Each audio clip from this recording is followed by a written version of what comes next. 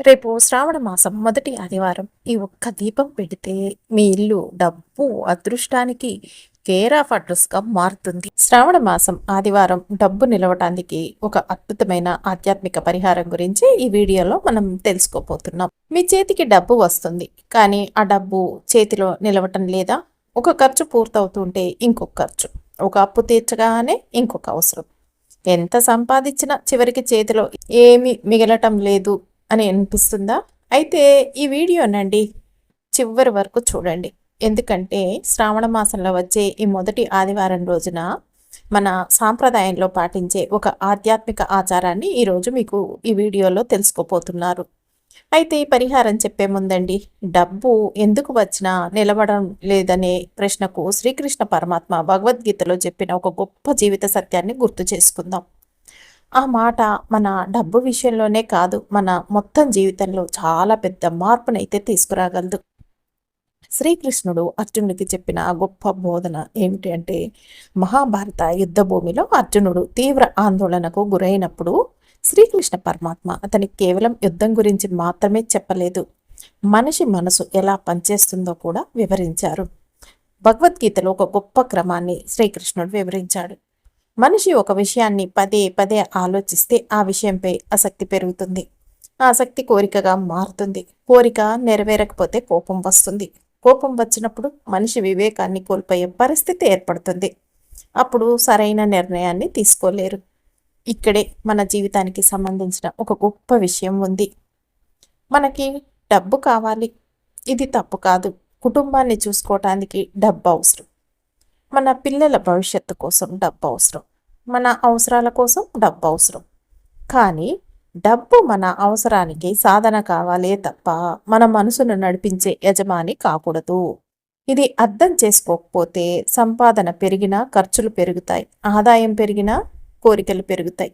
అప్పుడు మనిషికి ఎంత వచ్చినా ఇంకా కావాలి అనే భావనే మిగులుతుంది. ఒక్కసారండి మనల్ని మనమే ప్రశ్నించుకుందాం. డబ్బు నిలవటం లేదంటే ఎప్పుడు ఆదాయం తక్కువగానే కారణమా? కొన్ని సందర్భాల్లో కాదు. అనవసరమైన ఖర్చులు, అవసరం లేని కోరికలు, ఇతరులను చూసి మనకు అదే కావాలనే ఆలోచన, అప్పు తీసుకొని అవసరం లేని వస్తువులు కొనటం, ఇవన్నీ కూడా మన సంపాదనను కరిగించగలవు. అందుకే ఒక ఆధ్యాత్మిక పరిహారం చేస్తున్నప్పుడు దాంతోపాటు మన ఆలోచన విధానాన్ని కూడా మార్చుకోవాలి. దైవాన్ని ప్రార్థించాలి. అదే సమయంలో మన కర్తవ్యాన్ని కూడా చేయాలి. ఇదే గీత బోధనలోని గొప్ప సారాంశాల్లో ఒకటి. శ్రావణ ఆదివారం ప్రత్యేకత ఏమిటి అన్న విషయాన్ని తెలుసుకునే ముందండి, మీరు వీడియోని లైక్ చేయటం అస్సలు మర్చిపోకండి. అంతేకాదండి, మీరు ఫస్ట్ సారి మా ఛానల్కి వచ్చినట్టయితే సబ్స్క్రైబ్ చేసుకోండి. అంతకుముందు వచ్చి కూడా సబ్స్క్రైబ్ చేసుకొని వారు ఉంటే తప్పకుండా సబ్స్క్రైబ్ చేసుకొని పక్కనే ఉన్న బెల్ ఐకాన్ని ప్రెస్ చేయండి మరిన్ని ఇలాంటి వీడియోల కోసం. అంతేకాదండి, ఈ వీడియోని మీకు తెలిసిన వారందరికీ షేర్ చేయండి. చేస్తారు కదా. ఇప్పుడు అసలు విషయానికి వద్దాం. శ్రావణ మాసం మన సాంప్రదాయంలో ఎంతో పవిత్రమైన మాసంగా భావిస్తారు.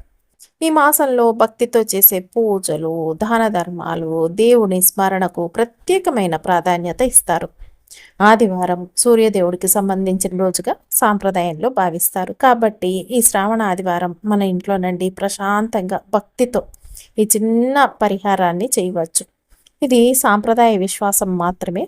ఇది చేస్తేనండి మీకు మానసికంగా ఒక ధైర్యం అయితే వస్తుంది. ఆ ధైర్యంతోనే మీకు మీ ముందు డబ్బు సంపాదించే అవకాశాలు అనేవి క్లియర్గా కనిపిస్తాయి.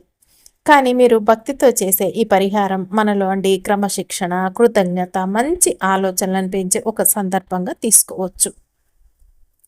ఇక్కడేనండి మనకి ఇంకొకసారి గుర్తుకు వస్తుంది శ్రీకృష్ణుడి బోధన అనేది. మనిషి తన కర్తవ్యాన్ని చెయ్యాలి, మన చేతిలో ఉన్నదాన్ని సరిగ్గా ఉపయోగించాలి. ఫలితం కోసం ఆందోళన చెందుతూ తప్పు మార్గాల్లో వెళ్ళకూడదు. అందుకే ఈ పరిహారాన్ని చేస్తున్నప్పుడు దేవుడా నాకు ఎక్కువ డబ్బు ఇవ్వు అని మాత్రమే కాకుండా ఇలా కూడా ప్రార్థించండి. నాకు వచ్చిన సంపాదన సరిగ్గా ఉపయోగించుకునే జ్ఞానం ఇవ్వండి. అనవసరమైన కోరికలకు దూరంగా ఉండే బుద్ధి ఇవ్వండి. నా కుటుంబాన్ని ధర్మబద్ధంగా నడిపించే శక్తి ఇవ్వండి. నాకు ఉన్నదానిలో ఇతరులకు సహాయం చేసే మనసు ఇవ్వండి అని ప్రార్థించండి. ఈ ప్రార్థనలోనే అసలు భావం ఉంది. మనలో చాలామంది నాకు ఇంకొంచెం డబ్బు వస్తే నేను సంతోషంగా ఉంటాను అనుకుంటారు. కానీ డబ్బు వచ్చిన తర్వాత ఇంకొంచెం వస్తే బాగుండు అనుకుంటాం. ఇలా కోరికకు అంతు ఉండదు. అందుకే మనిషి దగ్గర ఎంత ఉన్నా మనసులో కొరత ఉంటే వారికి తృప్తి ఉండదు. అదే సమయంలో మన దగ్గర ఉన్నదాన్ని గౌరవిస్తూ, మన అవసరాన్ని, కోరికను వేరు చేసుకుంటూ, మన సంపాదనలో కొంత భాగాన్ని భవిష్యత్తు కోసం దాచుకుంటూ, ధర్మబద్ధంగా జీవిస్తూ, దైవాన్ని స్మరిస్తే మన జీవితంలో మార్పు అనేది మొదలవుతుంది. ఈ పరిహారం మనకి మార్గం చూపించవచ్చు, కానీ ఆ మార్గంలో నడవాల్సింది మనమే. ఈ శ్రావణ ఆదివారం అండి 3 విషయాలు గుర్తుంచుకోండి. మొదటిది భక్తి. దీపం వెలిగించేటప్పుడు మనసును ప్రశాంతంగా ఉంచండి. రెండవది దానం. మీ సామర్థ్యానికి తగ్గట్టుగా అవసరమైన వారికి సహాయం చేయండి. మూడవది క్రమశిక్షణ. ఆదాయం ఎంతుందో తెలుసుకోండి. అనవసరమైన ఖర్చుల్ని గుర్తించండి. అప్పులు ఉంటే వాటిని తీర్చడానికి ఒక ప్రణాళిక వేసుకోండి. ఎందుకంటే దైవాన్ని నమ్మటం అంటే మన బాధ్యతల్ని వదిలేయటం కాదు, మన బాధ్యతల్ని మరింత ధర్మబద్ధంగా చేయటం అన్నమాట. కాబట్టి ఈ శ్రావణ ఆదివారం అండి ఒక్క దీపం వెలిగించండి. శ్రీ మహాలక్ష్మీదేవిని, సూర్యదేవుణ్ణి భక్తితో స్మరించండి. మీ కుటుంబం కోసం మీరు మొక్కుకోండి. మీకు ఉన్నదానికి కృతజ్ఞత చెప్పండి. సాధ్యమైనంత వరకు మీరు ఒకరికి సహాయం చేయండి. అదే సమయంలో మీ సంపదలను గౌరవించండి. అలాగేనండి మీ కోరికల్ని అదుపులో పెట్టుకొని మీ కర్తవ్యాన్ని నిజాయితీగా చేయండి. శ్రీకృష్ణ పరమాత్మ బోధించినట్టు మన ఆలోచనలు మన జీవితాన్ని ప్రభావితం చేస్తాయి. కాబట్టి ఈ రోజు నుంచండి నా దగ్గర ఏమీ లేదు అనుకోవటం కంటే నాకు ఉన్నదాన్ని సరిగ్గా ఉపయోగించుకొని ఇంకా మంచిగా జీవించడానికి నేనేం చేయాలి అని ఆలోచించడం మొదలుపెట్టండి. ఈ శ్రావణ మాసంలోనండి శ్రీ మహాలక్ష్మీదేవి కటాక్షం, ఇక సూర్యదేవుడి ఆశీస్సులు ఇవన్నీ కూడా చాలా అద్భుతంగా మనకి లభిస్తాయి ఇలాంటి పరిహారాలు అనేవి చేస్తే అని కూడా చెప్పవచ్చు. ఇక పరిహారంలోకి ఏమిటి అన్నది ఇప్పుడు మనం క్లియర్గా తెలుసుకుందాం. కాబట్టి మీరు వీడియోనండి స్కిప్ చేయకుండా చూస్తూ వెళ్ళండి. అప్పుడే మీకు ఇక అర్థమవుతుందన్నమాట. ముందుగా ఏం చేస్తారంటే పూజా స్థలాన్నండి చక్కగా శుభ్రం చేసేసుకోండి. ఒక చిన్న పళ్ళెం తీసుకోండి, లేదా అరిటాకు ఉన్న మంచిదేనండి. ఒక అరిటాకుని తీసుకోండి. అది కూడా పుచ్చులు చచ్చులు లేకుండా చిరిగిపోకుండా మంచిగా నీట్గా ఉండాలి. చిన్న ఇత్తడి పళ్ళాన్నైనా తీసుకోండి, అది లేకపోతే. తీసుకున్న తర్వాత మీరు ఏం చేస్తారంటే ఇది తీసుకున్న దాన్ని ముందుగా శుభ్రంగా కడిగి పెట్టుకోండి. పెట్టుకున్న తర్వాత అండి దానిపై కొద్దిగా పసుపుతోనండి స్వస్తిక్ గుర్తు వేయాలన్నమాట. మీరు అరిటాకు తీసుకుంటే అరిటాకు మీద, ప్లేట్ తీసుకుంటే ప్లేట్ మీద అనమాట స్వస్తిక్ గుర్తు అనేది వేయాలన్నమాట. ఈ స్వస్తిక్ గుర్తు మీద అండి మీరు కొద్దిగా అక్షింతలు వేస్తే వేసి ఉంచండి, లేకపోతే లేదు, మీ ఇష్టం అది. ఆ తర్వాత ఏం చేస్తారంటే ఇప్పుడు ఒక చిన్న మట్టి ప్రమిదల్ని తీసుకోండి. తీసుకొని దాన్ని కూడా చక్కగా శుభ్రంగా కడిగి పసుపు రాసి బొట్లు పెట్టండి. బొట్లు పెట్టి మీరు ఏం చేస్తారు అంటే ఈ వేసిన స్వస్తిక్ దగ్గర పెట్టాలన్నమాట. ఈ ప్లేట్లు వేస్తే ప్లేట్లు, లేకపోతే ఆకు మీద వేస్తే ఆకు మీద అనమాట. అట్లా పెట్టి ఉంచండి. ఇక మీరు ఇలా ప్రమిదను సిద్ధం చేసుకొని నూనె పోసుకున్న తర్వాత వెలిగించే ముందండి చిన్న చిన్న ఉండలుగా చేసి బెల్లపు ఉండల్ని అందులో వేయండి. ఒక 3, 5, 2 అలా వేసిన తర్వాత అండి వాటితో పాటు మీరు 2 యాలకులు, 2 లవంగాల్ని కూడా వేయండి. ఈ 2 కాకుండా వేసుకుంటే వేసుకోండి. ఈ 2 కాకుండా ఈ రెండిటి బదులండి మనం ఒక అనాస పువ్వును కూడా ఇందులో వేసుకుంటే చాలా మంచిదన్నమాట. ఏమిటంటే 2 నిమిషాలండి. ఇంకా ఇవన్నీ వేసిన తర్వాత దీపాన్ని వెలిగించే ముందు 2 నిమిషాలు మనసును ప్రశాంతంగా ఉంచుకొని మీ కుటుంబ సభ్యులందరి కోసం మంచిగా కోరుకోండి. తర్వాత సూర్యదేవుణ్ణి మనసులో స్మరించుకొని నమస్కరించండి.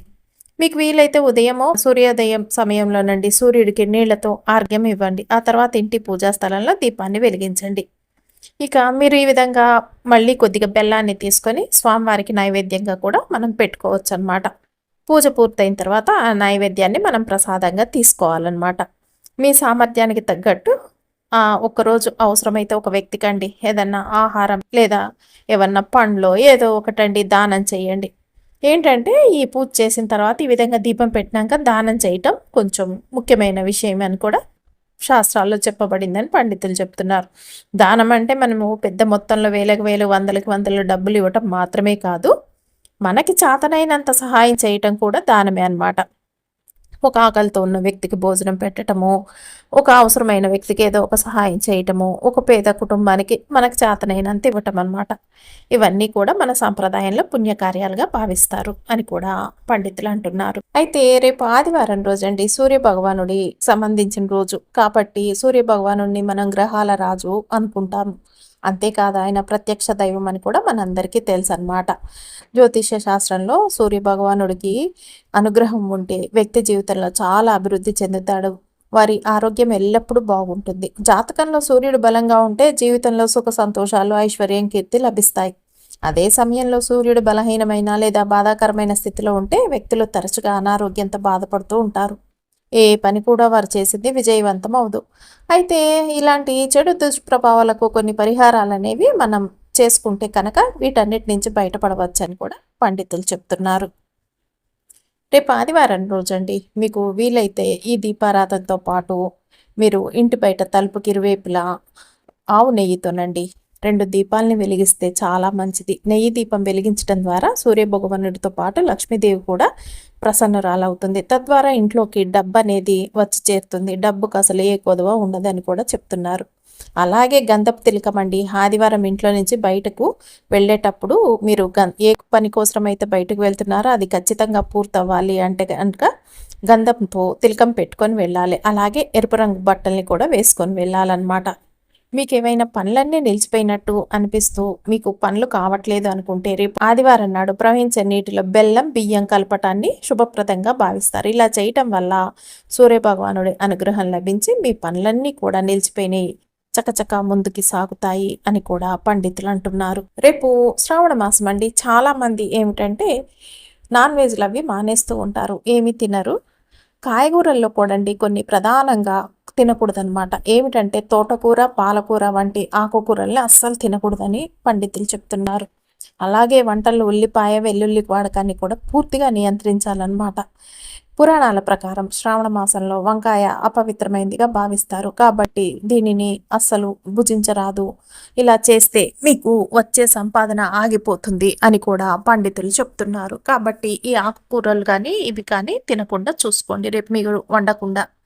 అంతేకాకుండా మీరు రేపు ఏమి వండుకొని తినచ్చు అని అంటూ కనుక చూసుకుంటేనండి, మీరు ఆహారానికి బంగాళాదుంప, సొరకాయ, బీరకాయ, మునక్కాయ, గుమ్మడికాయ వంటి ఈ కూరగాయల్ని మీరు చక్కగా వండుకొని తినవచ్చు అని కూడా పండితులు చెప్తున్నారు.